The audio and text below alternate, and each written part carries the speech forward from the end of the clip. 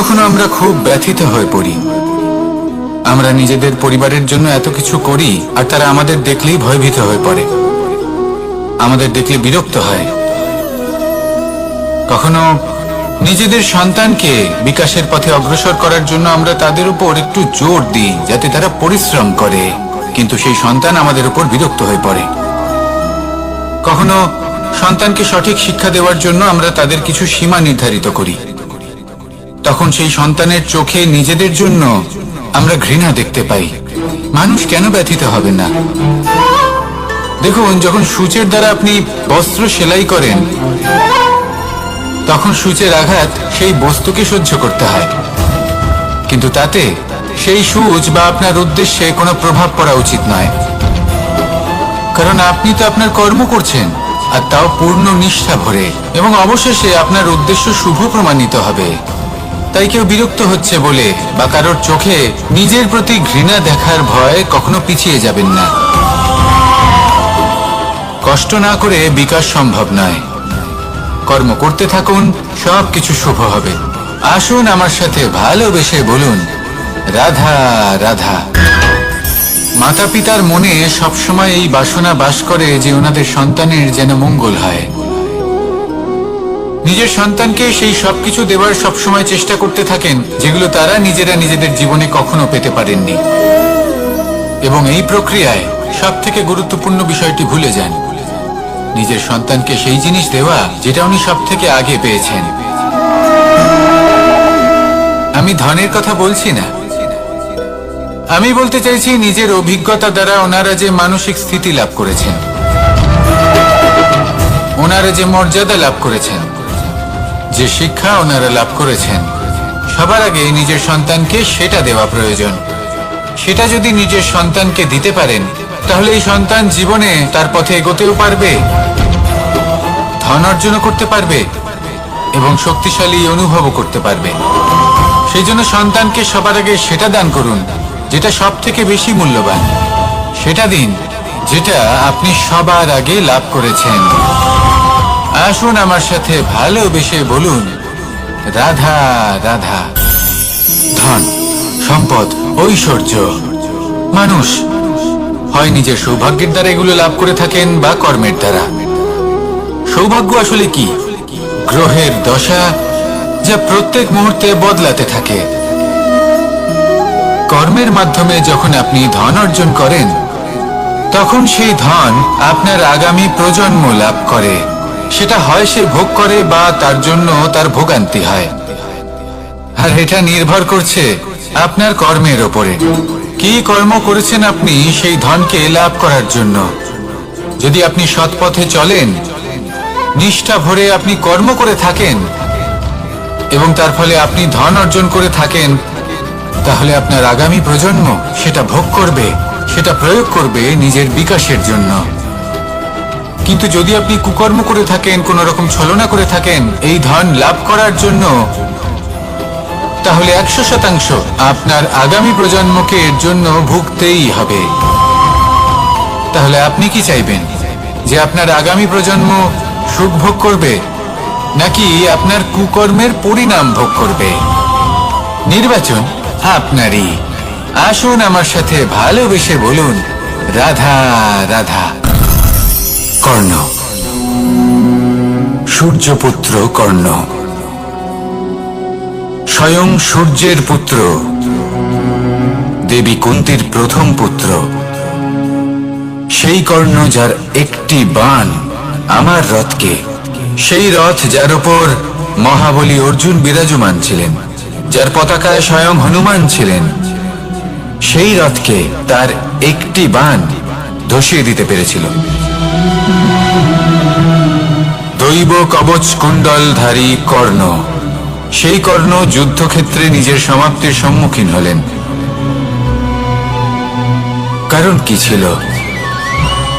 নির্বাচন। দুর্যোধনের সাথে বন্ধুত্ব রাখার জন্য তার অনুচিত কর্মে কোনোদিন কোনো প্রতিবাদ করেননি, তাকে সঙ্গ দিয়েছেন এই নির্বাচন। যখন দ্রৌপদীর বস্ত্রহরণ হচ্ছিল তখন তাকে বাধা দেওয়ার বদলে নীরব থাকার নির্বাচন। তার বিরোধিতা কখনো না করার নির্বাচন। এই নির্বাচনই কারণ হয়ে দাঁড়ালো কর্ণের পতনে।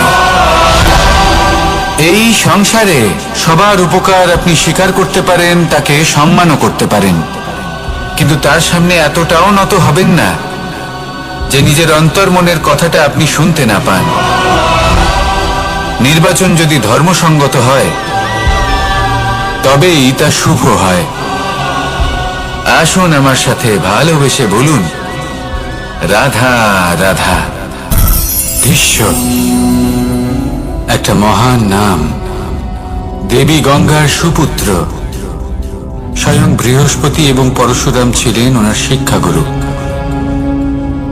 অত্যন্ত মহান যোদ্ধা ছিলেন,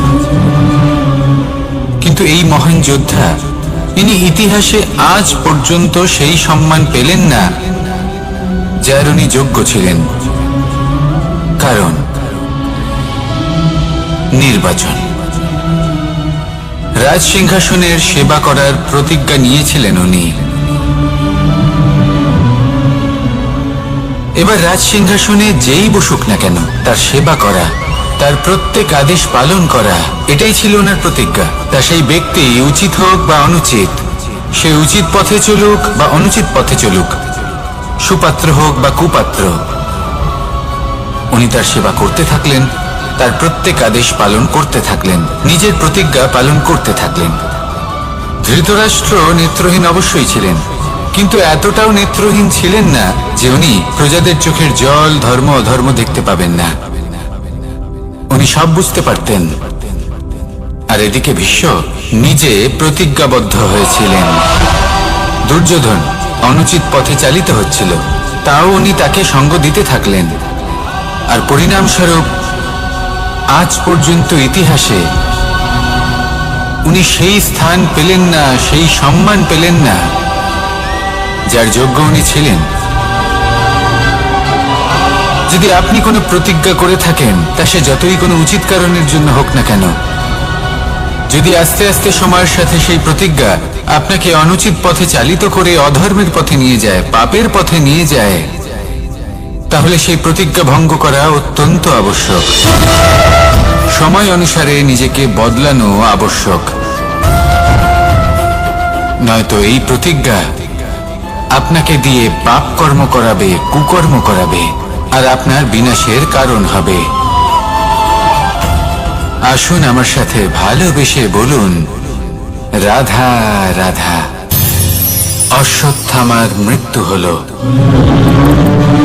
কেউ জানে না সে মানুষ নাকি হাতি। এই বাক্য কে বলেছিলেন? সাক্ষাৎ ধর্মরাজ যুধিষ্ঠির। সেই যুধিষ্ঠির যিনি নিজের জীবনে কখনো মিথ্যে বলেননি, কিন্তু উনি এমন কিছু নির্বাচন করেছিলেন যার জন্য চিরকাল শুধুই মহারাজ যুধিষ্ঠির হয়ে থেকে গেলেন, কখনো অভিমন্যুর সমান হতে পারলেন না। যখন দ্রুত ক্রীড়ার আমন্ত্রণ এসেছিল তখন মহারাজ যুধিষ্ঠির সেটা অস্বীকার করতেই পারতেন, কিন্তু করলেন না। অহংকারের জন্য সেই আমন্ত্রণ গ্রহণ করলেন উনি, এবং অহংকারের জন্য করা এই নির্বাচন ওনাকে সাধারণ করে রেখে দিল। নিজের গুরু দ্রোণাচার্যকে পরাজিত করার জন্য একটি মিথ্যে কথা বলেছিলেন। অশ্বত্থামা মারা পড়েছে, আর তারপর গ্লানিমাখা কণ্ঠে ধীর স্বরে বলেছিলেন, জানি না সে মানুষ না হাতি। কিন্তু অর্ধসত্য হোক বা সত্য লুকোনো হোক, তা হলো মিথ্যের সমান, এবং প্রত্যেকটি কর্মের ফল মানুষ অবশ্যই ভোগ করে। এই নির্বাচনের কারণে যুধিষ্ঠিরকেও নরকবাস করতে হয়েছিল। তাই নিজের কর্ম শ্রেষ্ঠ করে তুলুন, কারণ এটাই সুনিশ্চিত করবে যে আপনি এই সংসার থেকে বিদায় নেওয়ার পরেও জীবিত থাকবেন নাকি নয়। আসুন আমার সাথে ভালোবেসে বলুন, রাধা রাধা। মহাভারতে অনেক যোদ্ধারা অংশগ্রহণ করেছিলেন। সবাই ছিলেন শ্রেষ্ঠ কুলের। কেউ কেউ ছিলেন বড় বড় রাজ্যের রাজা, কেউ কেউ ছিলেন দেবতার পুত্র। এনারা সবাই অংশ নিয়েছিলেন। এনারা সবাই শ্রেষ্ঠ কুলের, প্রত্যেকে ভালো পরিবেশ পেয়েছেন। কিন্তু সেখানেই অন্যদিকে ছিল বারবারিক, অসুর পুত্র বারবারিক। এবং এই অসুর পুত্র বারবারিকই এই সময় দাঁড়িয়ে ভগবান রূপে স্থাপিত হয়ে আছেন, পুজো করা হয় তাকে। কারণটা কি? নির্বাচন। বারবারিক একটি দ্বন্দ্বের মধ্যে ছিলেন, ঠিক যেমন প্রত্যেক যোদ্ধার জীবনে দ্বন্দ্ব এসে থাকে। তখন সে কি নির্বাচন করবে সেটা হলো অত্যন্ত গুরুত্বপূর্ণ। বারবারিকের কাছে এত শক্তি ছিল যে একটি মাত্র বাণ প্রয়োগ করে সবাইকে নাশ করতে পারত। দ্বন্দ্ব ছিল একটাই, যে ও নির্বাচন করতেই পারছিল না কোন পক্ষ হয়ে যুদ্ধ করবে।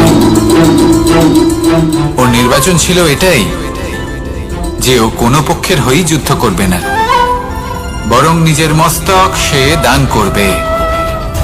আর এই কর্মের কারণে, এই নির্বাচনের কারণে আজকের সময়ে দাঁড়িয়ে ওকে ঘাটুশ্যাম রূপে পুজো করা হয়।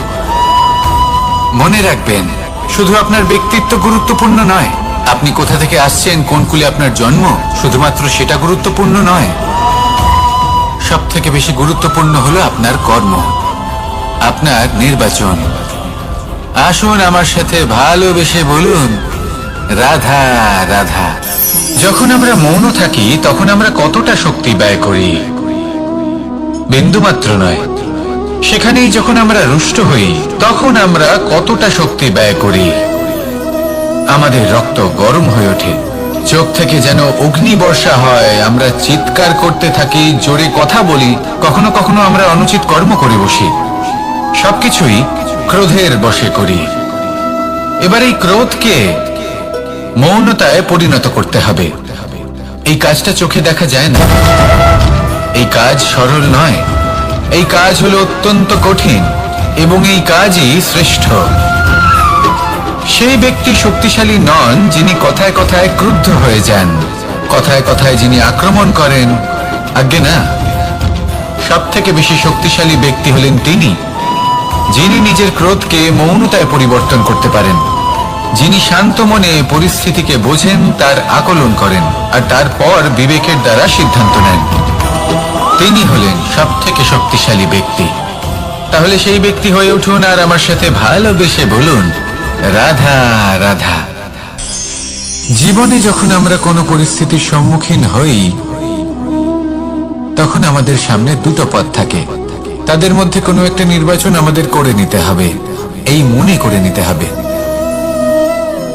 নির্বাচন এই সংসারের সব থেকে গুরুত্বপূর্ণ বিষয়। একটা নির্বাচন আপনার বর্তমান বদলে দিতে পারে, আপনার ভবিষ্যৎ বদলাতে পারে, আগামী প্রজন্মের জন্য ইতিহাস রচনা করতে পারে। একটা নির্বাচন। এবার দেখুন, যে পরিস্থিতি আপনার সামনে আছে, আপনাকে সেই পরিস্থিতির সম্মুখীন হতেই হবে, সেই কষ্ট সহ্য করতেই হবে, সেই মতোই কাজ করতে হবে। শুধু এই বিষয়টা নির্বাচন করতে হবে যে এই পরিস্থিতির সম্মুখীন হওয়ার সময় আমি কি দুর্বল হয়ে থাকব নাকি আমি শক্তিশালী হয়ে থাকব। এই নির্বাচন এই মনের মধ্যে করতে হবে। আর এই নির্বাচন হলো সব থেকে বেশি গুরুত্বপূর্ণ নির্বাচন। যদি নিজের মনকে শক্তিশালী করে তুলে সেই পরিস্থিতির সম্মুখীন হন, তাহলে কিছুই আপনাকে বাধা দিতে পারবে না। পূর্ণ নিষ্ঠার সাথে, সাহসের সাথে এই মনকে শক্তিশালী করে তুলুন, তাহলে কোনো সংকট আপনাকে না বাধা দিতে পারবে না ভাঙতে পারবে।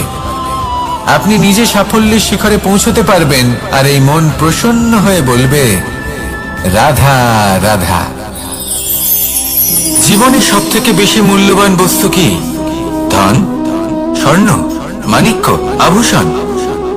না, এই সব কিছু মিলিয়েও সময়ের এক মুহূর্তের সামনে মলিন হয়ে পড়ে। এক মুহূর্ত যা এক দরিদ্রকে রাজা করতে পারে, যা এক রাজাকেও দরিদ্র করতে পারে। একটি মুহূর্ত যা আপনার আত্মবিশ্বাসকে পর্বতের শিখরে পৌঁছে দিতে পারে, একটি মুহূর্ত যা আপনার অস্তিত্বকে গভীর সাগরে বিলীন করে দিতে পারে। একটি মুহূর্তের খেলা। সব সময় জীবনে সেই ব্যক্তিকে সম্মান করুন, শ্রদ্ধা করুন, যিনি আপনার জন্য সময় বের করে থাকেন। সব সময় সেই ব্যক্তির প্রতি নিষ্ঠাবান থাকুন যেই ব্যক্তি খারাপ সময় আপনার পাশে দাঁড়িয়ে থাকে। এই সময় সব থেকে বেশি মূল্যবান। আসুন আমার সাথে ভালোবেসে বলুন রাধা রাধা। প্রজাপতি দেখেছেন কি সুন্দর হয়, তাই না? এই প্রজাপতি, ওদের দিকে তাকালে নিজের অজান্তেই নিজের মুখে হাসি ফুটে ওঠে। কিন্তু এই প্রজাপতি জন্ম থেকেই এমন দেখতে হয় না। জন্ম থেকে এদের কাছে ডানা থাকে না, এরা উড়তেও পারে না। যখন একটি প্রজাপতি জন্ম নেয় তখন প্রথমে ডিম অবস্থায় থাকে সে। আস্তে আস্তে সেই কবচ সে ভেঙে ফেলে, খুব পরিশ্রম করতে হয় তাকে। তারপর কীটের আকার ধারণ করে সে চলতে থাকে। অনেক কষ্ট সহ্য করতে হয়, অনেক পরিশ্রম করতে হয়। তারপর তার রূপ বদলে যায়, তারপরে তার ডানা গজায়, তারপরে সে উড়তে পারে। এই নিরন্তর পরিশ্রমই সাফল্যের মূল মন্ত্র হয়। কখনো কখনো প্রতিভাও কম পড়ে যায় যদি নিরন্তর পরিশ্রম না করা হয়, যদি সমর্পণের ভাব মনে না থাকে, দৃঢ় নিষ্ঠা না থাকে। আর কখনো কখনো সেই ব্যক্তি যার মধ্যে বিশেষ প্রতিভা থাকে না, সেই ব্যক্তি নিরন্তর পরিশ্রম করে, নিজের মনে সমর্পণের বোধ জাগিয়ে তোলে, দৃঢ় নিষ্ঠার সাথে কর্ম করে আর সাফল্য লাভ করে। সেই জন্য আপনি জীবনে যেখানেই পৌঁছে যান না কেন, নিরন্তর পরিশ্রম করতে থাকুন। তবেই আপনার ভবিষ্যৎ রঙিন প্রজাপতির মতন গগনচুম্বী হবে। তবেই এই সংসার আপনাকে দেখবে এবং নিজের অজান্তেই এই সংসার নিজের মুখে হাসি ফুটিয়ে তুলবে এবং এই সংসার আমার সাথে ভালোবেসে বলবে রাধা রাধা। পুরাণে আমরা দেখেছি যে মাতা পিতা কতটা মহান হতে পারেন। কিভাবে শ্রী গণেশ নিজের মাতা পিতাকে পরিক্রমণ করলেন এবং পরম পূজনীয় হয়ে উঠলেন। কিভাবে ভক্ত শ্রবণ নিজের অন্ধ মাতা পিতাকে তীর্থযাত্রায় নিয়ে যাবেন বলে নিজের কাঁধে ওনাদের বসালেন এবং বয়ে নিয়ে গেলেন। এরকম অনেক অমূল্য শিক্ষা আমরা লাভ করে থাকি পুরাণ থেকে। কিন্তু এসব কথা হলো পুরাণের কথা। কথা বলা যাক আমাদের জীবন নিয়ে। আমাদের এই জীবনে আমাদের মাতা পিতা কেন আমাদের কাছে এতটা অমূল্য? কেন আমরা ওনাদের এতটা ভালোবাসি? কেন আমরা ওনাদের এত সম্মান করি? আর কেনই বা ওনাদের এতটা সম্মান করা উচিত? মমতার কারণে। মায়ের মনের এক ধরনের মমতা, পিতারও এক ধরনের মমতা। এই দুইয়ের মমতা ভিন্ন, কিন্তু এনাদের দুজনের মমতার কেন্দ্রবিন্দু হলো ওনাদের সন্তান। মাতা মমতার কারণে সকালে তাড়াতাড়ি উঠে পড়েন, খাবার তৈরি করেন, এটা ভাবেন যে আমার সন্তান যেন অভুক্ত না থাকে। অন্যদিকে পিতা ইচ্ছে না থাকা সত্ত্বেও নিজের মমতাবোধের কারণে নিজের সন্তানের প্রতি কঠোর হন, তাকে জ্ঞান প্রদান করেন, শিক্ষা প্রদান করেন, কারণ উনি চান যে ওনার সন্তান যেন পরবর্তীতে উন্নতি করে, কখনো অভুক্ত না থাকে। এটাই হলো মমতা মাতা পিতার। আর এই মমতা সংসারের অন্য কোথাও আপনি পাবেন না। তাই সবসময় নিজের মাতা পিতাকে সম্মান করুন, ওনাদের ভালোবাসুন, যতটা ইচ্ছে ভালোবাসুন। আর এই ভালোবাসার সাথেই বলুন রাধা রাধা। সম্পর্ক হলো আমাদের জীবনের একটি আধার। কিছু সম্পর্ক এমন যা আমরা জন্মসূত্রে লাভ করি, যেমন পরিবার, মা বাবা। কিছু সম্পর্ক আছে যা আমরা জীবনে অর্জন করে থাকি, তা সে প্রেমের হোক, স্নেহের হোক বা বন্ধুত্বের। এই সকল সম্পর্ক লাভ করার বা গড়ে তোলার 5টি ধাপ রয়েছে। প্রথম ধাপ, কোনো ব্যক্তির সাথে আলাপ হওয়া, তার সাথে কথা বলা বা তাকে দেখা। দ্বিতীয় ধাপ, সে ব্যক্তিকে আমাদের ভালো লাগা। তৃতীয় ধাপ, আমাদের এটা চাইতে শুরু করা যে জীবনে এই ব্যক্তি যেন আমাদের বন্ধু হন, আমাদের জীবনে থাকেন, বা আমাদের কাউকে ভালোবেসে ফেলা আর এটা আমাদের ভাবা বা চাওয়া যে সেই ব্যক্তি যেন আজীবন আমার সাথে থাকেন, আমার জীবনে আমার সাথী হয়ে। চতুর্থ ধাপ, লাভ করা। এবার এই ধাপটি অনেক মানুষের পক্ষেই খুবই সরল হয়, বড়ই সরল ভাবে নিজেদের সঙ্গীকে লাভ করে থাকেন। কিছু মানুষের জন্য এই ধাপ অত্যন্ত কঠিন হয়ে থাকে। অনেক প্রতিকূল পরিস্থিতির উপর জয়লাভ করে তারা সঙ্গীকে লাভ করেন, কিন্তু লাভ অবশ্যই করেন। এরপরে আসে পঞ্চম, অন্তিম এবং সবথেকে গুরুত্বপূর্ণ ধাপ। সেটা হলো সেই সম্পর্ক পালন করা। এটা হলো এমন এক বিষয় যা প্রত্যেক মানুষের শেখা উচিত। যদি ব্যক্তি নিজের জীবনে সম্পর্ক রক্ষা করতে শিখে যান, তবে প্রত্যেক সম্পর্ক তার জীবনকে স্বর্গ করে তুলবে। আসুন আর আমার সাথে ভালোবেসে বলুন, রাধা রাধা।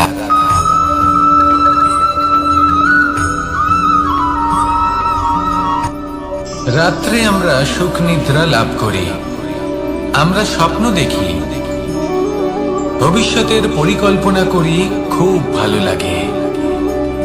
সকালে যখন চোখ খুলি, নিদ্রা ভঙ্গ হয়, স্বপ্ন সেইখানেই ভেঙে যায়, আর তারপর আমরা আমাদের রোজকার জীবন যাপন করি।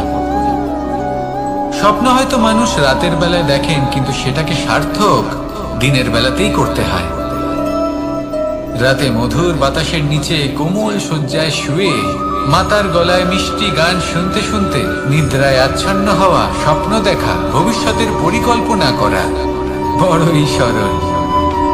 কিন্তু সকালবেলায় সময় মতো উঠে সূর্যের তাপ সহ্য করে, সেই উষ্ণতা সহ্য করে সর্বাঙ্গ ঘেমে গিয়ে নিজের পথ খুঁজে বের করা, সেই পথে অগ্রসর হওয়া, বাধা বিপত্তি এসবের সম্মুখীন হওয়া, আর তারপর লক্ষ্য লাভ করা, এগুলো কঠিন কাজ।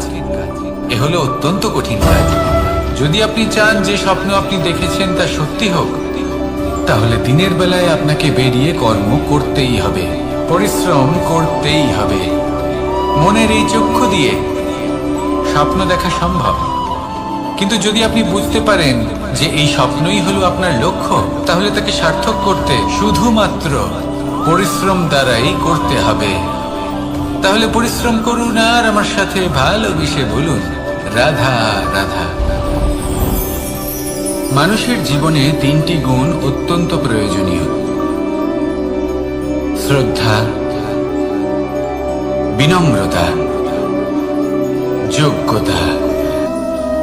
যদি জ্ঞান লাভ করতে চান তাহলে শ্রদ্ধার প্রয়োজন, যদি মান লাভ করতে চান তাহলে স্বভাবে বিনম্র হওয়া প্রয়োজন, আর যদি মনোবাঞ্ছিত স্থান লাভ করতে চান তাহলে যোগ্যতার প্রয়োজন। বিষয়টা সহজ। শ্রদ্ধা আপনাকে জ্ঞান দেবে, নম্রতা আপনাকে মান, আর যোগ্যতা উচিত স্থান দেবে। কিন্তু যদি আপনি এই তিনটি গুণ সম্মিলিত করেন, তাহলে এমন কিছু লাভ করবেন যা এই সব কিছুর থেকে অনেক ঊর্ধ্বে। সম্মান। আর এ হলো সেই সম্মান যা প্রত্যেক মানুষের নিজের জীবনে লাভ করতে চেষ্টা করা উচিত। কারণ এই হলো সেই সম্মান যার কারণে আপনি চলে যাওয়ার পরেও এই সংসার আপনাকে ভালোবাসবে আর মনে রাখবে। আসুন আমার সাথে ভালোবেসে বলুন, রাধা রাধা। আকাঙ্ক্ষা কখন লোভে পরিণত হয়ে যায় তা কেউ বলতে পারে না। এবার তার পরিণাম কি হতে পারে তাও আমরা কেউ জানি না। আজ আমি আপনাকে বলছি, কোনো ব্যক্তি সব থেকে বেশি ক্ষতির সম্মুখীন তখনই হয় যখন সে এটা মনে করে যে সে সব থেকে বেশি সুরক্ষিত স্থানে রয়েছে। সে ভাবে যে সে সেখানে সুরক্ষিত রয়েছে। সে তখন অসাবধান হয়ে পড়ে, আর তখনই তাকে জীবনের সব থেকে বড় ক্ষতির সম্মুখীন হতে হয়। নিঃস্ব হয়ে যাওয়ার পরিস্থিতি কোনো মানুষের জীবনে তখনই আসে যখন তার কাছে প্রচুর সম্পত্তি থাকে এবং সে তার থেকেও অনেক বেশি সম্পত্তি অর্জন করতে চায়। সেই অনেক বেশি সম্পত্তি অর্জন করার চেষ্টায় সে এমন কিছু করে বসে যার ফলে তাকে সমস্ত সম্পত্তি হারাতে হতে পারে। একজন রচনাকার নিজেই নিজের প্রতিভা একদম শেষ করে দিতে পারে যখন সে অনেকগুলো কাজ নিজের কাঁধে নিয়ে নেয়। একটা গুরুত্বপূর্ণ কথা সবসময় মনে রাখবেন, আজ আপনি যেখানেই থাকুন না কেন, যেমনই যে কোনো স্থানেই থাকুন না কেন, এর পেছনে আপনার আকাঙ্ক্ষার একটা বিশাল ভূমিকা রয়েছে। কিন্তু মনে রাখবেন, আপনাকে শিখতে হবে যে কখন আর কিভাবে নিজের উচ্চাকাঙ্ক্ষাগুলিকে লাগাম পরাতে হবে, কারণ এটা অত্যন্ত আবশ্যক। তাই আসুন আর আমার সাথে ভালোবেসে বলুন, রাধা রাধা। অনেক সময় আমরা জীবনে অনেক মানুষকে এমন বলতে শুনে থাকি যে আমি অসফল হয়েছি কারণ আমার সময় ভালো যাচ্ছিল না। আমি এই জিনিসটা লাভ করতে চাইছিলাম কিন্তু করতে পারলাম না কারণ আমার সময়টা ভালো যাচ্ছিল না। আমি আমার জীবনে ওই মহান কাজটা করতে চাইছিলাম কিন্তু করতে পারলাম না। কেন? কারণ আমার সময়টা ভালো যাচ্ছিল না। কিন্তু যে মুহূর্তে ভালো সময় আমার জীবনে আসবে আমি সব কিছু প্রাপ্ত করব। এমন প্রায় প্রত্যেকেই বলেন। আসুন একটা কথা বোঝা যাক। একজন মালিকে দেখুন, সে প্রত্যেক দিন গাছের সেবা করে, তাকে জল দেয়, তার যত্ন আত্তি করে। কেন? প্রত্যেক দিন সেই গাছ ফল দেয় না। সঠিক সময় এলে তবেই সেই গাছ ফল দেয়, কিন্তু প্রত্যেক দিন মালি তার সেবা করে, তাকে যত্ন করে। শুধুমাত্র তখন করে না যখন সেই গাছ ফল দিতে সক্ষম। আর যদি মালি গাছের যত্ন প্রতিদিন না করে তাহলে হয়তো সেই গাছ ফল দিতেই পারবে না। এটাই হলো আমাদের জন্য একটা শিক্ষা। যখন সময় আমাদের জন্য অপেক্ষা করে না তখন আপনি সময়ের জন্য কেন অপেক্ষা করছেন? ভালো সময়ের জন্য অপেক্ষা করবেন না। ভালো এবং শুভ কর্ম দ্বারা ভালো সময়কে নিজের কাছে টেনে আনুন। নিরন্তর কর্ম করুন, পরিশ্রম করতে থাকুন। শুভ সময় আপনা থেকেই আপনার কাছে আসবে। আসুন আমার সাথে ভালোবেসে বলুন, রাধা রাধা। মানুষের এই সংসারে জীবনযাপন করার জন্য কিছু জিনিসের প্রয়োজন পড়ে। এমন কিছু আবেগ, এমন কিছু বস্তু আছে যেগুলো তার প্রয়োজন হয়। কিন্তু সব থেকে বেশি যে জিনিসটা তার প্রয়োজন হয় সেটা হলো সম্মানের। আমাদের ভালো লাগে যখন কেউ আমাদের সম্মান করে। আমরা কাউকে সম্মান করলে তারও সেটা ভালো লাগে। কিন্তু আপনি দেখবেন যে সংসারে বেশিরভাগ মানুষ দুটি মাপদণ্ডের ভিত্তিতে সম্মান করেন। হয় বয়স দেখে করেন বা উপার্জন দেখে, অর্থাৎ সেই ব্যক্তি কতটা উপার্জন করেন। এবার ভেবে দেখুন, এটা আবশ্যক নয় কারোর বয়স যদি বেশি হয় তার বুদ্ধিও ততটাই বেশি হবে। আবশ্যক এটাও নয় যে কোনো ব্যক্তি যদি অত্যন্ত ধনী হন বা তার মনও নির্মল হবে বা তিনি সৎকর্ম করবেন বা এমন কোনো কর্ম করবেন যাতে উনি সম্মান লাভ করতে পারেন। হতে পারে উনি ধনী কিন্তু দুশ্চরিত্র। সেই জন্য বয়স বা উপার্জন দেখে কোনো ব্যক্তিকে সম্মান করবেন না। কর্ম দেখুন। যদি গভীরভাবে ভেবে দেখেন তাহলে দেখবেন যদি কোনো মানুষ কোনো সৎকর্ম করেন তাহলে তার প্রতি হৃদয় থেকে সম্মান জাগ্রত হয়। এটাই হলো সেই সম্মান যা অর্জন করতে হবে। বয়স আজ আছে, কাল আরো বৃদ্ধি পাবে। উপার্জন আজ আছে, কাল সেটা কমে যেতেও পারে। কিন্তু যদি আপনি নিরন্তর শুভকর্ম করতে থাকেন তাহলে আপনি মৃত্যুর পরেও অমর হয়ে থাকবেন। আসুন আমার সাথে ভালোবেসে বলুন, রাধা রাধা। পাপ এবং পুণ্য এই দুই হলো সংসারের এমন দুই বিন্দু যাকে কেন্দ্র করে এই সংসারের চক্র ঘুরতে থাকে। আমরা যদি কোনো কর্ম বিচার করি হয় পুণ্য নয় পাপের দৃষ্টিভঙ্গি দিয়ে, এটা হয় পুণ্য না হলে পাপ। কিন্তু এই পাপ এবং পুণ্য এই দুই নির্ভর করে প্রত্যেক মানুষের ওপর, তার চিন্তাধারা, তার পরিস্থিতির ওপর। ধরুন এমন একজন মানুষ যিনি অনেক দিন ধরে বনে পথ হারিয়েছেন, অনেক দিন হয়তো উনি কোনো খাবার খাননি। এবার এমন পরিস্থিতি চলে এসছে যে এবার যদি উনি খাবার না খান তাহলে হয়তো জীবিতই থাকবেন না। আর এমন অবস্থায় ওনার সামনে যদি কোনো প্রাণী আসে তাহলে তাকে শিকার করা এটা কিন্তু তার কাছে পাপ নয়, এটা তো জীবিত থাকার একমাত্র উপায়। এটা তার কাছে পুণ্য সম। আর যদি আমি এমন একজন ব্যক্তির কথা বলি যিনি সরল, যিনি একটি সুখী, শান্ত, সুরক্ষিত জীবনযাপন করছেন, তার কাছে কিন্তু এটা পাপ। এইরকমই এই সংসারে ভিন্ন ভিন্ন পরিভাষা আছে পাপ এবং পুণ্যের। তার মধ্যে যদি আমি আপনাকে একটি সরল পরিভাষা দিই সেটা হলো, জীবনে যখনই কোনো কর্ম করবেন সেটা নিয়ে একটু ভেবে দেখুন যে এই যে কাজটা আমি করছি তার ফলে এই যে অন্য মানুষেরা আছেন এই সংসারে তারা কি দুঃখ পাবেন? যদি তারা দুঃখ পান তাহলে সেটা পাপ। যদি আপনি এমন কোনো কর্ম করেন যার ফলে অন্যরা প্রসন্নতা লাভ করেন, তাদের মুখে হাসি ফুটে ওঠে, যদি তারা প্রেরিত হন, জীবনে সামনে এগোতে পারেন, তাদের বিকাশ হয়, তাহলে এটা হলো পুণ্য। তাই জীবনে সবসময় পুণ্য করতে থাকুন আর আমার সাথে ভালোবেসে বলুন রাধা রাধা। বনস্পতি ফলনের জন্য আমাদের কিসের প্রয়োজন পড়ে? একটু ধরিত্রীর, একটু পরিশ্রমের, আর একটা বীজের। এবার যদি মানুষের কথা বলি, তাহলে এখানে ধরিত্রী হলো মানুষের এই জীবন, যেখানে মানুষ নিজের ইচ্ছের ফল ফুল ফলন করতে চায়। পরিশ্রম হলো আমাদের কর্ম, আর বীজ হলো আমাদের নির্বাচন। আমাদের বেছে নিতে হবে যে আমরা কি বপন করব, আম নাকি ফণি মনসা। এর মধ্যে আমরা কি পেতে চাই? রসালো ফলের ফলন চাই নাকি কাঁটার ফলন চাই, তা আমাদের উপর নির্ভরশীল।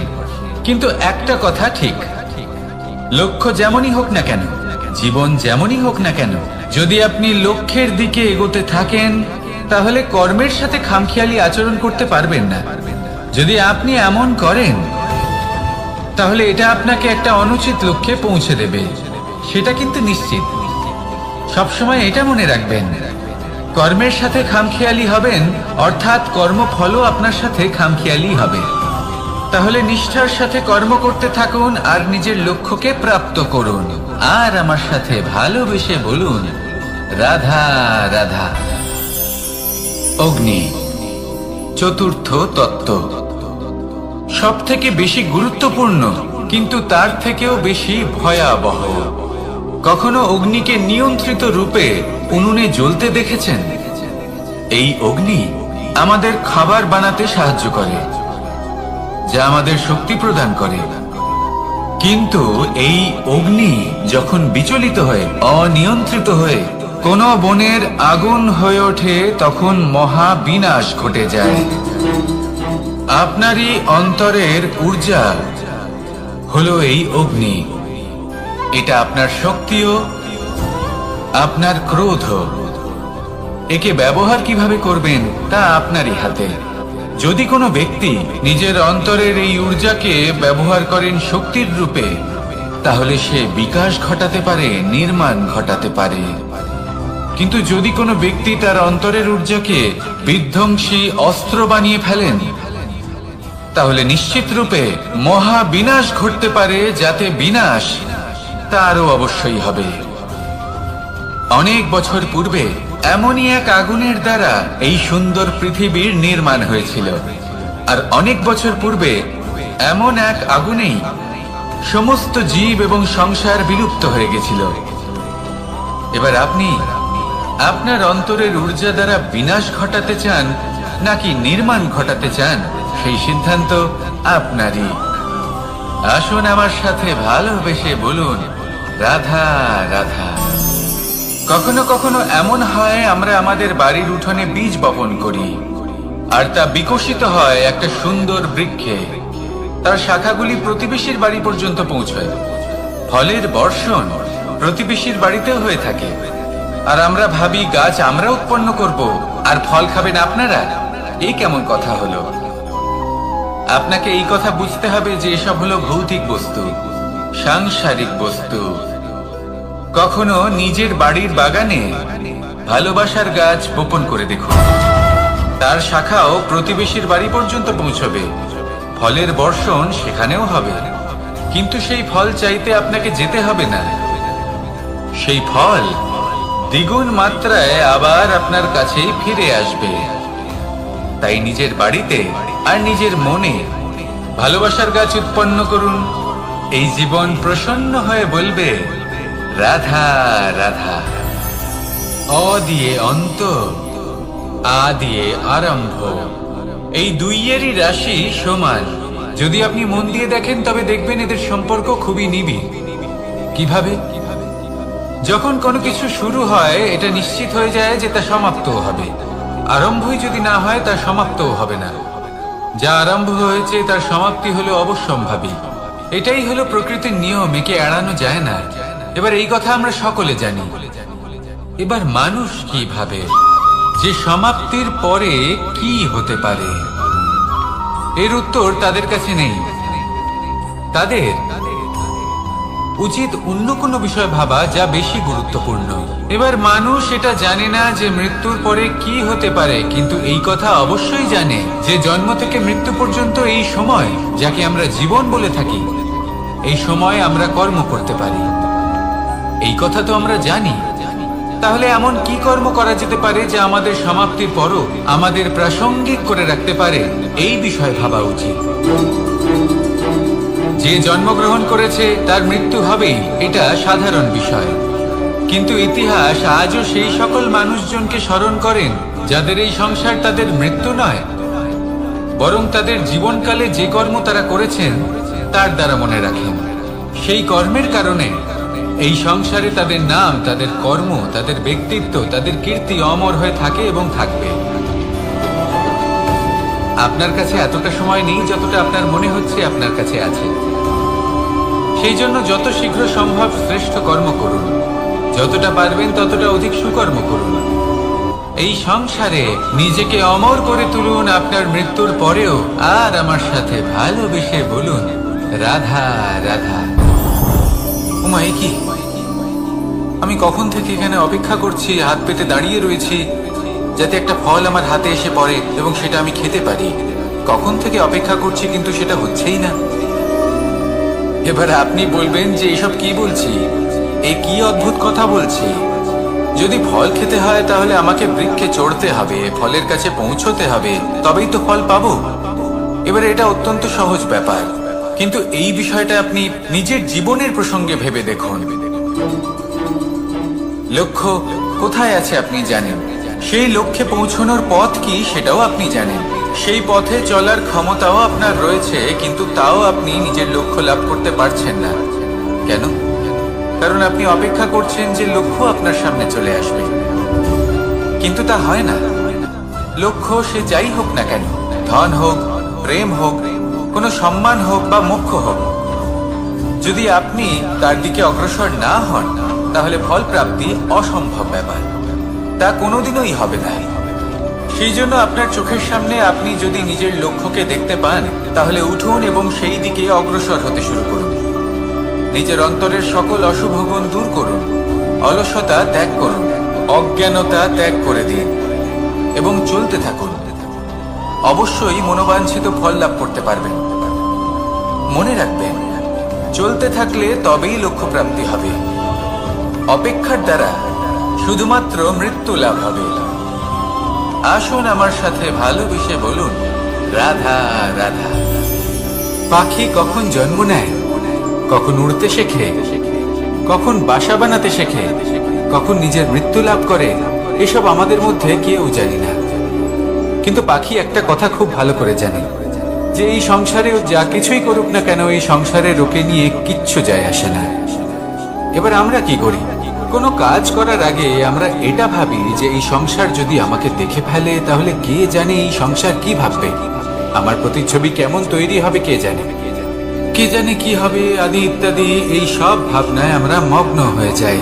কিছুটা এমন ভাবে মগ্ন হই যে বর্তমানের কর্মের এই জীবনের যাত্রাপথে সেই সময়ের আনন্দ উপভোগ করতে ভুলে যাই। এবার দেখুন একটা পাখি কি করে, ওর কর্ম হলো গান গেয়ে চলা। ওই পাখি গেয়ে চলে, কেউ ওর গান শুনুক বা না শুনুক, কেউ আদৌ শুনছে কিনা সেই বিষয়টা নিয়ে সেই পাখির কিছুই যায় আসে না। সেই পাখি নিজের কর্ম করতে থাকে। হয়তো সেই জন্যই আপনি কখনো কোনো পাখিকে কাঁদতে দেখবেন না। এরকমই আপনাকে নিজেকে গড়ে তুলতে হবে। প্রথমে নিজেকে জিজ্ঞেস করুন, এই যে কর্ম আমি করতে চলেছি সেটা কি উচিত? যদি আপনার মনে হয় সেটা উচিত তাহলে সেটা প্রমাণ করুন।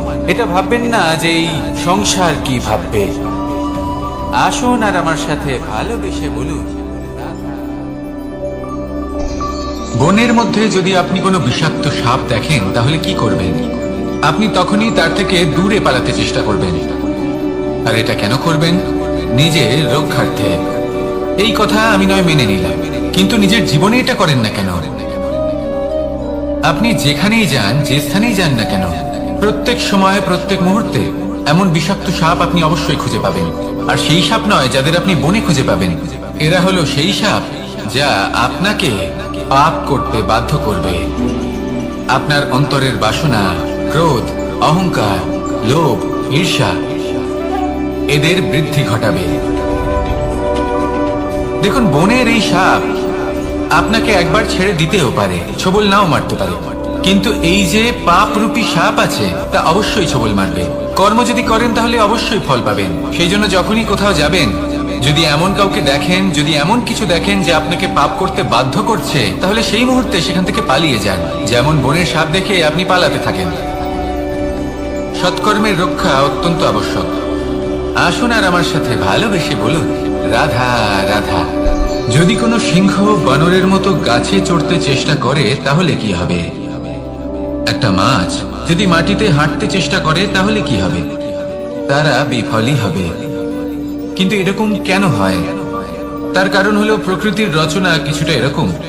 এখানে প্রত্যেকটি ব্যক্তিকে, প্রত্যেকটি প্রাণীকে আলাদা আলাদা গুণের অধিকারী করা হয়েছে এবং সকলকে একটা সীমাও প্রদান করা হয়েছে। এবার এই যে বৃক্ষ, পশু, পাখি, এদের মধ্যে সেই ক্ষমতাই নেই যে এরা নিজেদের যাচাই করতে পারবে, নিজেদের সীমাগুলো বুঝতে পারবে, নিজেদের সদ্গুণগুলো চিনতে পারবে। এরা সেটা করতে পারবে না। কিন্তু মানুষ তো আলাদা।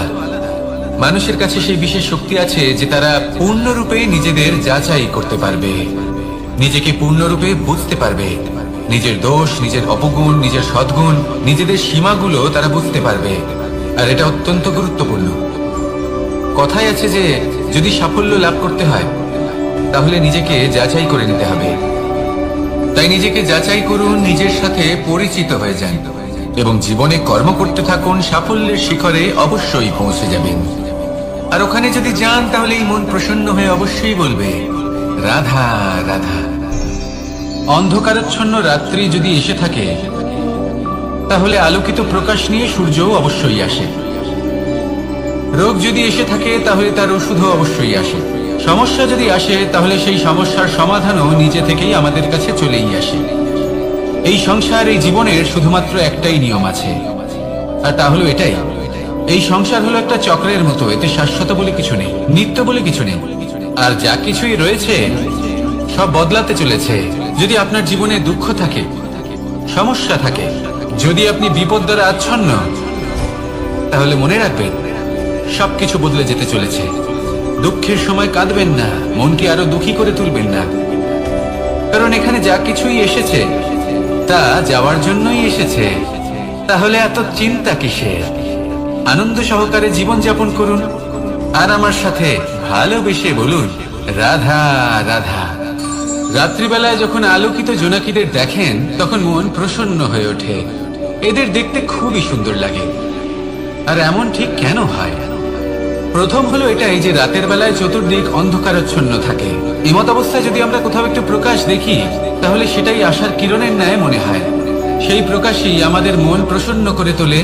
আর সেই জন্য যে সকল মানুষ রাতের বেলায় কোনো জোনাকি দেখতে পান তারা প্রসন্ন হয়ে যান। এবার কখনো কখনো জীবনে আমাদের মনে হয় যে চতুর্দিকে শুধুমাত্র অন্ধকারই হয়ে আছে। প্রত্যেকেরই তা কখনো মনে হয়। আর তখনই আমাদের নিরাশ হলে চলবে না, আমাদের দুঃখী হলে চলবে না।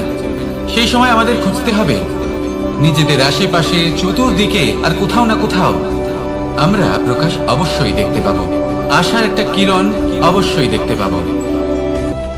কেউ এমন একটা কর্ম করেন যেটা দেখে আমরা প্রেরিত হয়ে যাই।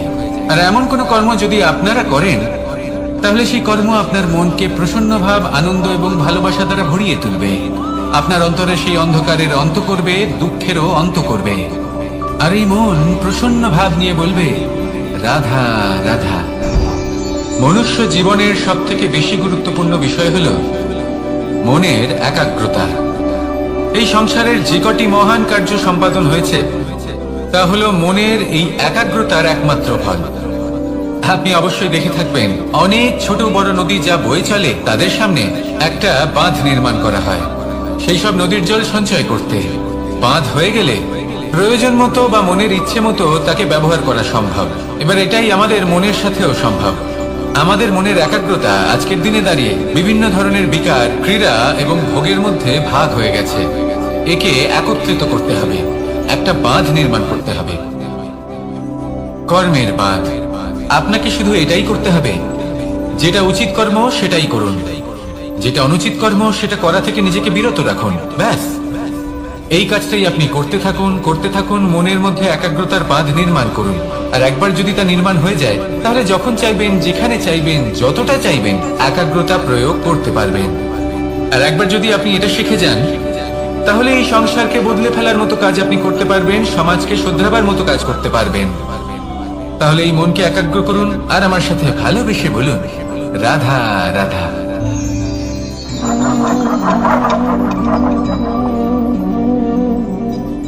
কোন ব্যক্তিকে নিশ্চয়ই দেখেছেন যিনি নিজে কাঠ কাটার এই কাজে নিপুণ এবং অভিজ্ঞ।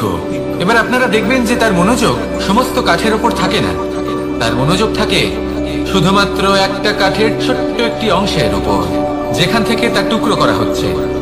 কিন্তু সেটা উনি কেন করেন? যদি এটা উনি না করেন, তাহলে সেই কাঠ সঠিক পদ্ধতি এবং তাড়াতাড়ি কাটা যাবে না। জীবনেও তাই হয়ে থাকে।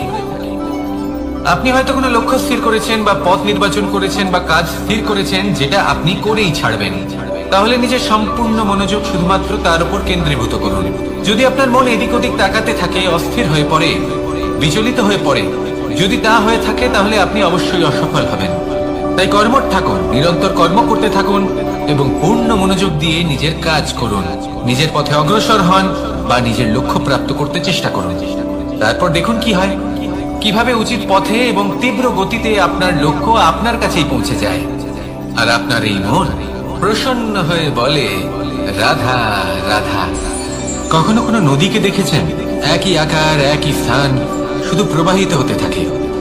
এর মধ্যে কখনো কোনো অপদ্রব্য ফেলে দেখুন, দেখবেন সেটা বেশিক্ষণ সেখানে থাকে না। সেটা নদীর সাথে বইতে থাকে আর বয়ে যেতে যেতে সাগরে সমাহিত হয়ে যায়, আর শেষ পর্যন্ত সাগর সেটাকে তটে ফেলে দেয়। কিছুটা এমন হওয়া উচিত আমাদের বিচারধারাও। এক স্থানে তা স্থগিত হওয়া উচিত নয়, এটা সবসময় প্রবাহমান হওয়া উচিত। তবেই আমাদের চেতনা, আমাদের মূল্যবোধ এবং আমাদের স্মৃতি, এই তিনটি শ্রেষ্ঠ থাকবে। আর এটাই হলো পুকুর এবং নদীর মধ্যে পার্থক্য। নদীতে জল সবসময় বয়ে চলে, সেই জন্য পবিত্র থাকে, শুদ্ধ থাকে এবং পরিষ্কার থাকে। আর সেখানে এই পুকুরের তলদেশে সব জমা হতে থাকে, আর সেই জন্য তা অপবিত্র হয়ে যায়। তাই সবসময় এই বিচারধারা প্রবাহমান রাখুন। যদি মনে কোনো ভাবনা চলে আসে, সেখানেই থেকে যায় এবং বিদ্যে থাকে, তাহলে তা বের করে দিন, তাকেও বয়ে যেতে দিন, এবং তার যা উত্তর হবে তা সময়ের সাথে আপনার সামনেই চলে আসবে। শুধুই নদীর মতো প্রবাহমান হন আর আমার সাথে ভালোবেসে বলুন, রাধা রাধা। এই সংসারে সাফল্য লাভ করার জন্য জ্ঞানের প্রয়োজন হয়, পরিশ্রমের প্রয়োজন হয়, দৃঢ় নিষ্ঠার প্রয়োজন হয়, নিরন্তর চেষ্টা করা প্রয়োজনীয়। কিন্তু আরো কিছু আছে যা অত্যন্ত প্রয়োজনীয় এবং গুরুত্বপূর্ণ। তা হলো ভালো বন্ধু। তাদের থাকা অত্যন্ত প্রয়োজনীয়। যদি ভালো বন্ধু থাকে, তাহলে সময় এলে তারা ঢাল হয়ে আপনাকে সুরক্ষা করবেন। সময় এলে অস্ত্রের মতো শত্রুকে সংহারও করবেন। যদি তিনি জ্ঞানী হন, তাদের মধ্যে সদ্গুণ থাকে, তাহলে এই সব গুণ আপনার মধ্যেও প্রবেশ করবে। তাহলে সাফল্যের জন্য ভালো বন্ধু পাওয়া অত্যন্ত প্রয়োজনীয়। কিন্তু শুধু বন্ধু কেন, ভালো শত্রুও থাকা প্রয়োজনীয়। এবার আপনি ভাবেন, আমি কি বললাম? যদি আপনার জীবনেও ভালো অর্থাৎ শক্তিশালী শত্রু থাকে, তাহলে আপনিও শক্তিশালী হতে থাকবেন। এই শত্রু আপনাকে প্রেরিত করবে আরো বেশি শক্তিশালী হয়ে ওঠার। কখনো কোনো হরিণকে দেখুন, তীব্র গতিতে দৌড়তে থাকে। কেন তীব্র গতিতে দৌড়য়? এই কারণে নয় যে কোথাও তার জন্য মধুর ঘাস অপেক্ষা করে রয়েছে, না। সে এই কারণে তীব্র গতিতে দৌড়য় কারণ সেটা না করলে তার পেছনে একটি সিংহ আছে যে ওকে নিজের ভোজন করে ফেলবে। তাই জীবনে বিপদ, সংকট, এই সবকিছুও হলো অত্যন্ত গুরুত্বপূর্ণ। তার সম্মুখীন হতে শিখুন আর আমার সাথে ভালোবেসে বলুন, রাধা রাধা। আমরা সবাই ফল খাই, কিন্তু আমাদের সেই ফলই প্রিয় হয় যে পরিপক্ক হয়ে ওঠে, যেটা নম্র হয়, আর যে ফল অনেক বেশি মিষ্টি আর সুস্বাদু হয়ে থাকে, যাদের রঙে বাহার দেখা যায়। সেইভাবে জীবনে আমরা নানান মানুষের সাথে পরিচিত হই, কিন্তু সেই মানুষই আমাদের মন ছুঁয়ে যায় যারা বিনম্র স্বভাবের, যাদের বাণী খুব মধুর, যাদের অন্তরে আত্মবিশ্বাসের একটা তেজ, একটা রং দেখা যায়। এবার এমন ব্যক্তি আমরা কি করে হব? ঠিক সেইভাবেই যেমন একটা ফল রোদ, বর্ষা, শীত, বায়ু এই সকল সংকটময় পরিস্থিতির সম্মুখীন হয়ে পরিপক্ক হয়ে ওঠে, সেইভাবেই মানুষ সংকটময় পরিস্থিতির সম্মুখীন হয়ে পরিপক্ক হয়ে ওঠেন। যদি এই সংকটের সম্মুখীন হন তাহলে অভিজ্ঞ হবেন, আর এই অভিজ্ঞতাই শিক্ষা দিয়ে যাবে। এই অভিজ্ঞতা আমাদের শিখিয়ে দেয় যে আমাদের বিনম্র থাকতে হবে। অহংকার করে কোনো লাভ নেই। মধুর বাণীর যে কি মূল্য তা আমরা শিখতে পারি। এই অভিজ্ঞতাই আমাদের বুঝিয়ে দেয় যে উচিত অনুচিত কোনটা আমাদের দৃষ্টিভঙ্গি তৈরি করে, আর এই দৃষ্টিভঙ্গি দ্বারা আত্মবিশ্বাস জাগ্রত হয়। সেই জন্য জীবনে কখনো বিপদ থেকে দূরে পালাবেন না, সেগুলোর সম্মুখীন হন, অভিজ্ঞতা লাভ করুন, তার থেকে শিক্ষা লাভ করুন, এইভাবেই পরিপক্ক হবেন। আসুন আমার সাথে ভালোবেসে বলুন, রাধা রাধা। ধন সঞ্চয় করা সম্ভব, আর সেই জন্য ধন সব থেকে বেশি মূল্যবান সম্পত্তি নয়। এবার আপনি বলবেন, আমি কি বলছি? এই ধন খুব মূল্যবান, আমরা সকলে অর্জন করতে ব্যস্ত। সেটা এই কারণে, কারণ আপনারা জানেন না এই সংসারের সব থেকে বেশি মূল্যবান সম্পত্তি কি। এ হলো সেই সম্পত্তি যা কখনো সঞ্চয় করা সম্ভব নয়। আপনার কাছে যতই ধন থাকুক তা দিয়ে আপনি স্বাস্থ্য লাভ করতে পারেন, বাড়ি কিনতে পারেন, আদি ইত্যাদি, কিন্তু আপনি যতই ধনী হন না কেন, ফেলে আসা দিনের একটা মুহূর্ত আপনি লাভ করতে পারবেন না। এই একটা মুহূর্ত, এই সময়, এটাই হলো সংসারের সব থেকে মূল্যবান সম্পত্তি। একবার চলে গেলে তা কখনোই ফিরে আসে না। আর এই মুহূর্ত যতই চলে যাক না কেন, আমরা স্মৃতির মাধ্যমে সেগুলি যাপন করতে পারি, তার আনন্দ উপভোগ করতে পারি। আর যার সাথে আমরা সময় অতিবাহিত করেছি তার স্মৃতিতে আমরা চিরকাল জীবিত থাকতে পারি। সেই জন্য সময় সব থেকে মূল্যবান সম্পত্তি, তাকে এইভাবে নষ্ট করবেন না। প্রত্যেকটা মুহূর্ত উপভোগ করুন, আনন্দ করুন, আর ভালোবেসে বলুন, রাধা রাধা। কনক, কি সুন্দর একটা শব্দ। এর অনেকগুলো রূপ রয়েছে, অনেকগুলো অর্থ রয়েছে। প্রথম অর্থ হলো স্বর্ণ, অর্থাৎ সম্পত্তি। দ্বিতীয় অর্থ ধুতুরা, অর্থাৎ গাছের ছোট একটা বীজ, যা কিনা অত্যন্ত শক্তিশালী হয়। যদি বেশি মাত্রায় এর প্রয়োগ করা হয় তাহলে এটা বিষময় হয়ে উঠতে পারে। এই হলো সেই ধুতুরা যার প্রয়োগ মহাদেবের পুজোতে করা হয়। এবার প্রশ্ন হলো এটাই যে এই স্বর্ণ এবং এই ধুতুরার মধ্যে মিল কি রয়েছে। মিল হলো এটাই যে এই দুটোই মানুষকে মত্ত করে তোলে। ধুতুরা মানুষকে তখন মত্ত করে যখন তাকে সেবন করা হয়, কিন্তু স্বর্ণ, ধন, সম্পত্তি, মানুষ সেটা যতটাই অর্জন করে নেয় সেটাই যথেষ্ট। এই স্বর্ণ মানুষের ভাবনা চিন্তা করার ক্ষমতাকে বশ করে ফেলে। মানুষ সম্পত্তির লোভে মত্ত হয়ে ওঠে, কারণ যে যত চমৎকারী, যতটা অমূল্য হয় তাকে সামলানো কিন্তু ততটাই কঠিন, তাই না? তাই মনে রাখবেন, ধন, স্বর্ণ, সম্পত্তি এগুলো ধুতুরার থেকেও অনেক বেশি বিষাক্ত হতে পারে। তাই এর উপর আত্মসংযমের একটা কবচ পরিয়ে রাখবেন এবং বিবেকের শক্তির সাথে এগুলো প্রয়োগ করুন, তবেই কল্যাণ হবে। আসুন আমার সাথে ভালোবেসে বলুন, রাধা রাধা। আমার কাছে যশোদা মা যেমন, আমার কাছে দেবকী মা যেমন, আমার কাছে ঠিক তেমনই হলেন গোমাতা।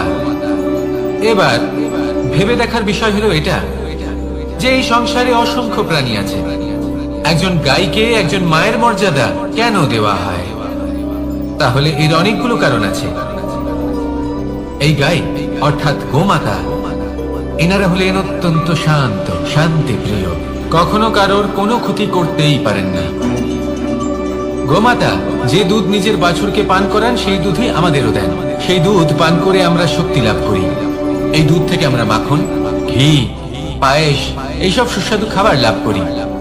গোমাতার গোবর আমাদের জ্বালানি হিসেবে সাহায্য করে, যার ফলে খুব কম সংখ্যক কাঠ ব্যবহার করা যায় এবং বেশিরভাগ জঙ্গল সুরক্ষিত থাকে। গোমাতার গোমূত্র, সেটাও আমাদের কাছে লাভজনক। এর দ্বারা আমরা অনেক রোগ থেকে মুক্তি লাভ করতে পারি। গোমাতা যখন একটি বাছুরকে জন্ম দেন তখন সেই বড় হয়ে আমাদের ক্ষেত কর্ষণ করে। সেই জন্য গাইকেও জীবনে মায়ের মর্যাদা দেবেন। যতটা সম্ভব তাকে সেবা করুন এবং ভালোবেসে তাকে পালন করুন। এই মন নিজে থেকেই প্রসন্ন হয়ে বলবে, রাধা রাধা। মধু কারই না পছন্দ বলুন তো? অত্যন্ত সুস্বাদু হয় এই মধু, মিষ্টি খেতে হয় এবং তার শক্তিও প্রদান করে, এবং প্রত্যেকটি মিষ্টি পদার্থের মতোই এতেও খুব তাড়াতাড়ি পিঁপড়ে ধরে যায়। অন্যদিকে যদি নুনকে দেখি, তাহলে বছরের পর বছর রাখলেও এতে পিঁপড়ে ধরে না। এবার যদি কথা বলি বন্ধুত্বের, তাহলে বন্ধুত্ব নুনের মতো হওয়া উচিত, মধুর মতো নয়। যারা সামনে এলে শুধুমাত্র মধুর মধুর কথা বলবে, পরে এতে পিঁপড়ে ধরে যাবে, এটা নুনের মতো হওয়া উচিত।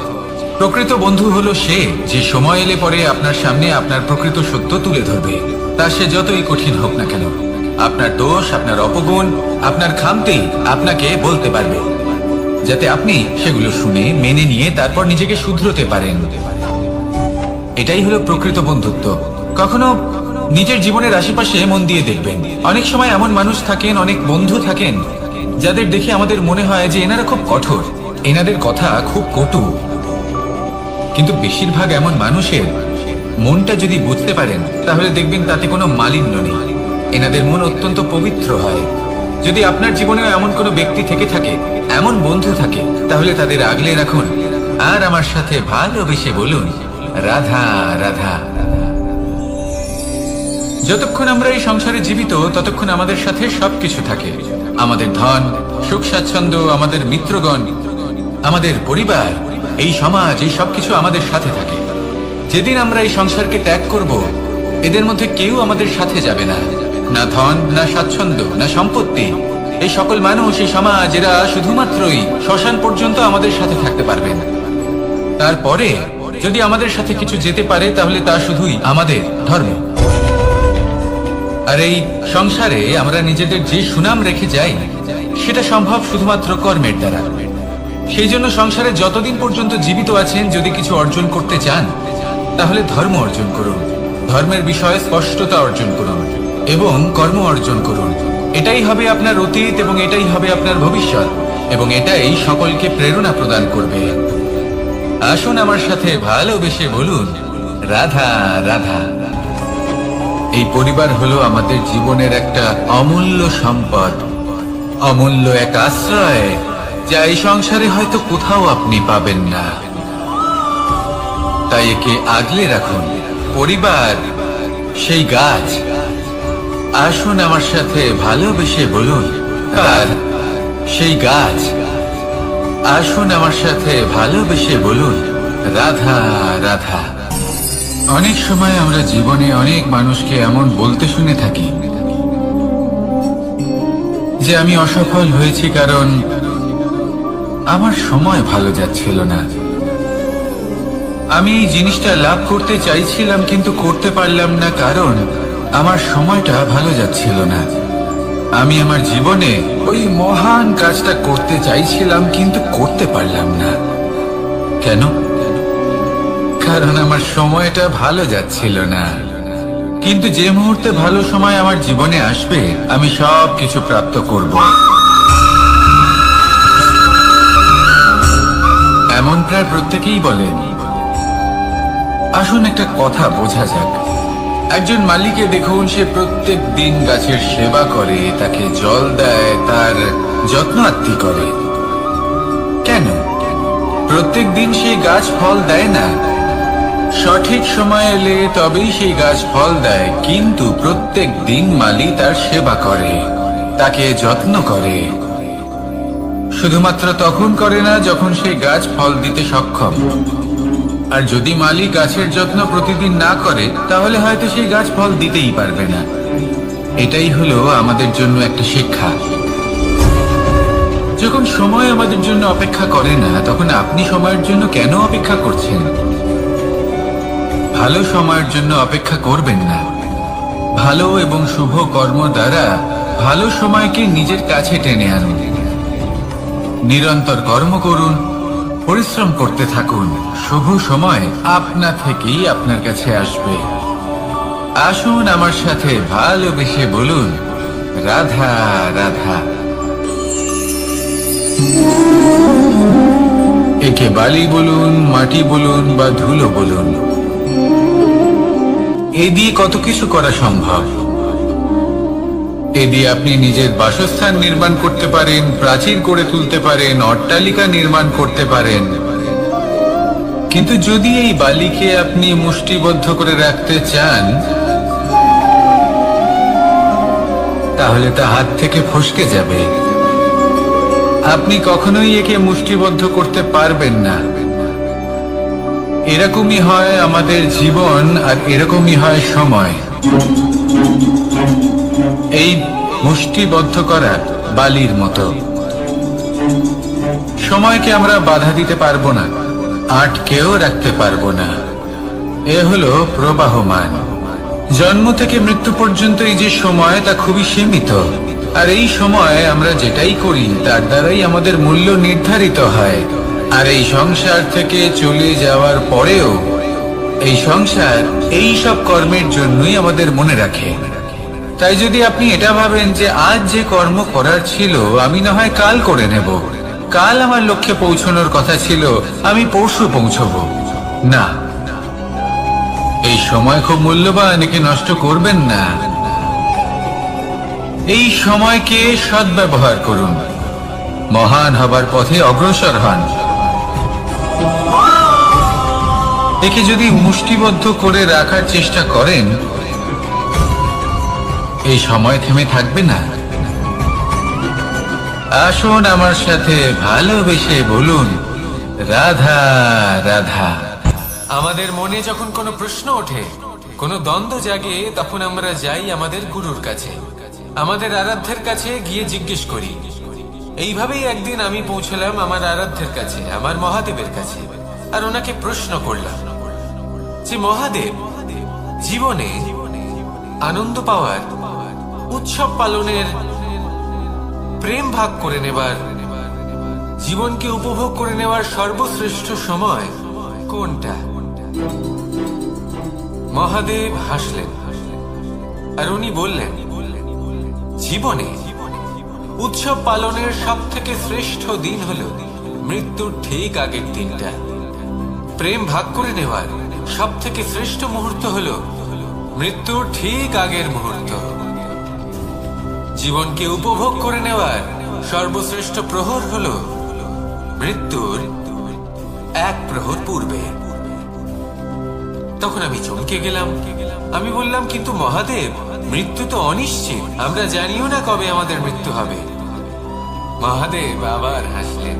উনি বললেন যে যদি আমরা এভাবে জীবন কাটাই যে আমরা জীবনের প্রত্যেক দিন, প্রত্যেক মুহূর্ত, প্রত্যেক প্রহর শেষ বলে মনে করি, তাহলে আমাদের সমস্ত জীবন আনন্দের সাথেই অতিবাহিত হবে। কি বলেন?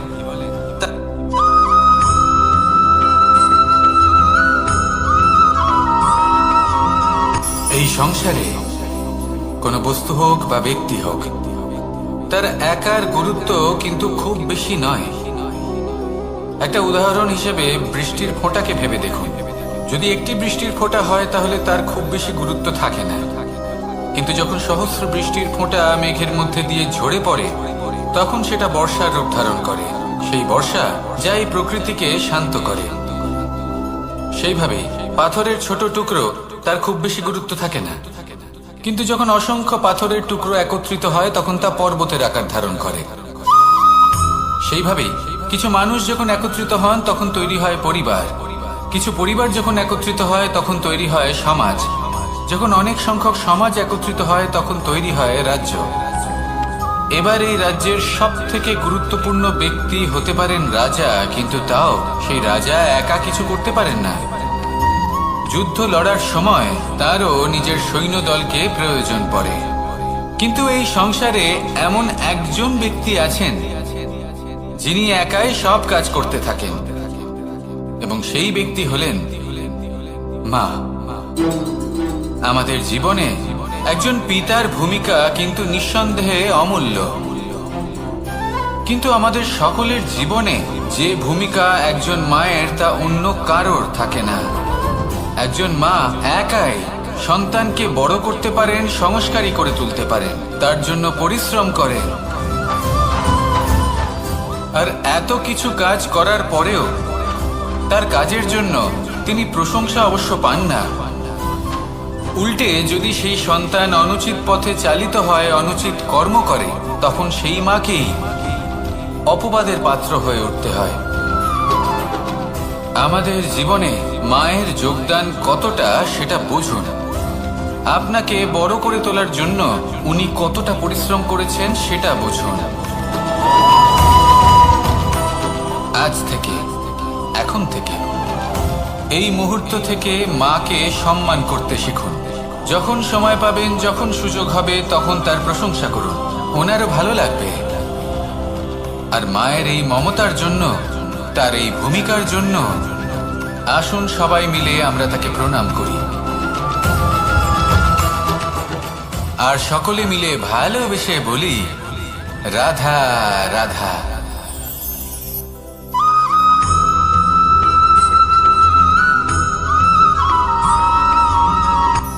এই সংসারে সাফল্য লাভ করার জন্য জ্ঞানের প্রয়োজন হয়, পরিশ্রমের প্রয়োজন হয়, দৃঢ় নিষ্ঠার প্রয়োজন হয়, নিরন্তর চেষ্টা করা প্রয়োজনীয়।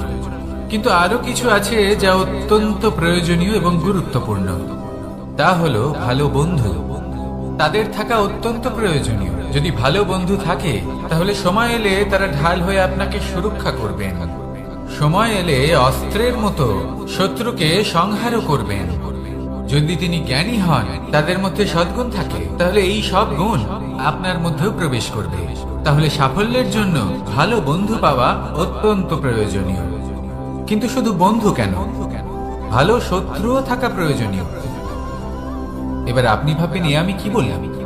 যদি আপনার জীবনেও ভালো অর্থাৎ শক্তিশালী শত্রু থাকে, তাহলে আপনিও শক্তিশালী হতে থাকবেন। এই শত্রু আপনাকে প্রেরিত করবে আরো বেশি শক্তিশালী হয়ে ওঠার।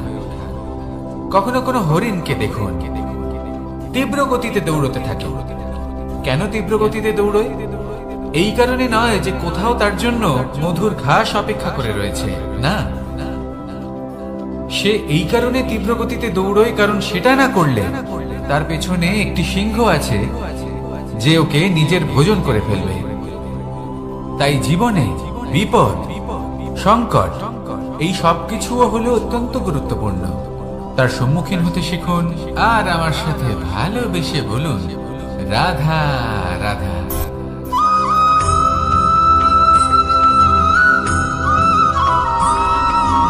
কথায় আছে, প্রত্যেক পুত্র তার পিতার প্রতিচ্ছবি হয়, আর সমস্ত প্রতিচ্ছবি চায় যেন সে তার অস্তিত্ব প্রাপ্ত করতে পারে। পুত্র চায় সে যেন তার পিতার মতো হয়, বা কখনো কখনো তার থেকেও শ্রেষ্ঠ হয়। সেটা কোনো অনুচিত ব্যাপার নয়। অনুচিত তখন হয় যখন পুত্র নিজের পিতার মতো হবার স্বপ্ন পূরণ করতে গিয়ে বা তার থেকেও শ্রেষ্ঠ হওয়ার স্বপ্ন পূরণে অনুচিত পথের আশ্রয় নেয়। কারণ তারপরে সে তার পিতার গুণগুলি আত্মসাৎ করতে চায় না।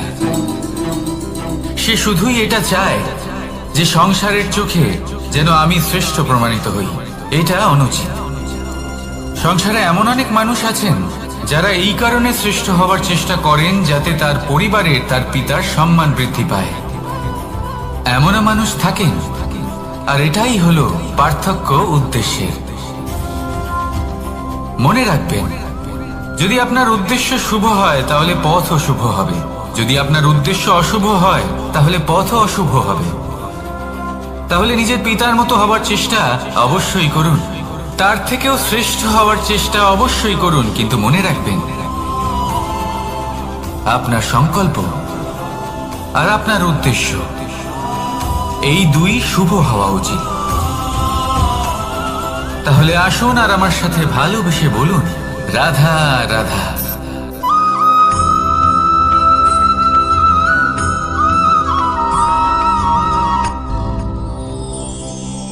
শিশিরের বিন্দু পাতার ওপর পড়ে আর তার গায়ে লেগে থাকে।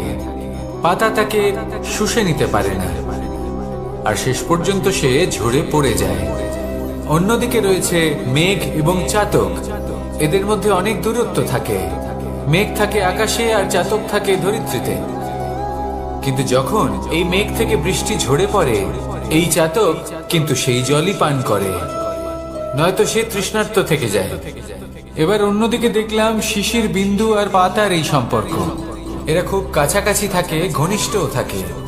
অন্যদিকে রয়েছে মেঘ এবং চাতকের সম্পর্ক, যাদের মধ্যে অনেক দূরত্ব থাকা সত্ত্বেও তারা খুব ঘনিষ্ঠ, তাই না? এই সারমর্ম খুব সরল। এই নৈকট্য, এই দূরত্ব, তা আপনার সম্পর্কে প্রভাব কিছুতেই ফেলতে পারে না। এই নৈকট্য, এই দূরত্ব, এইসব হলো শুধুমাত্র মনের ব্যাপার। কখনো আপনি অনুভব করেছেন আপনি কারোর থেকে অনেক অনেক দূরে আছেন, অনেক দূরে আছেন, তাও সেই ব্যক্তির প্রতি আপনি টান অনুভব করেন।